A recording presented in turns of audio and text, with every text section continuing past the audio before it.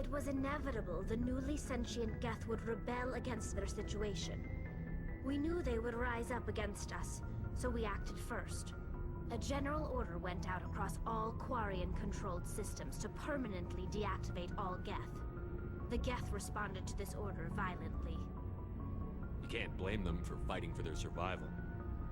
We had no other choice. The Geth were already on the verge of revolution. By acting quickly, we had a chance to end the war before it began. The hope was that most of the Geth would still be little more than machines, incapable of organized resistance. But they had progressed much further than anyone anticipated. The war was long and bloody. Millions upon millions of Quarians died at their hands. In the end, we were forced to flee our own homeworld. We feared the Geth would pursue us, but they never came beyond the Veil. Now we drift through space, exile searching for a way to reclaim what was once ours. It's hard to feel sorry for you. Your ancestors tried to wipe out another species. We made a mistake when we created the Geth in the first place, but we did not make a mistake when we went to war against them. If we had not acted, they would have wiped us out. They're a synthetic life form. They have no use for organics. None. Why do you think they cut themselves off from the rest of the galaxy?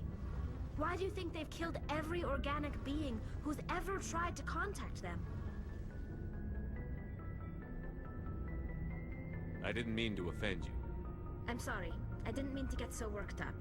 Most Quarians tend to have pretty strong opinions about the Geth. I want to know more about the pilgrimage. When my people reach maturity, we leave our birth ships and seek acceptance with a new crew.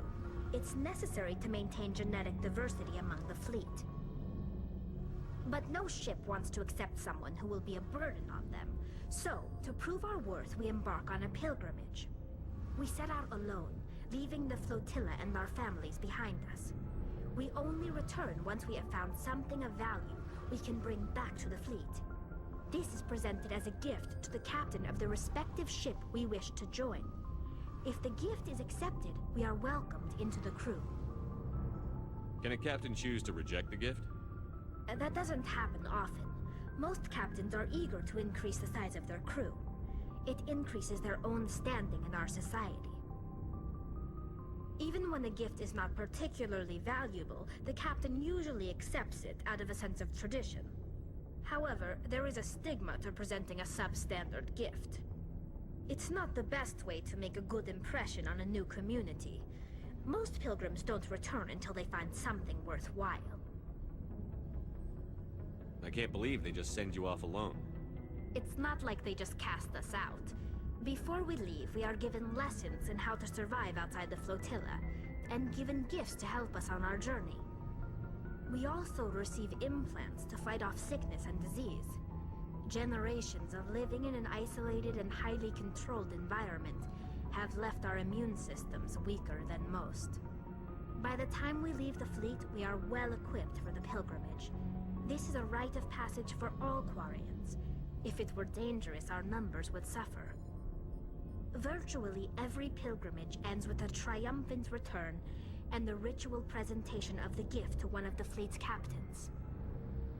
I want to talk about something else. Like what? I should go. See you later.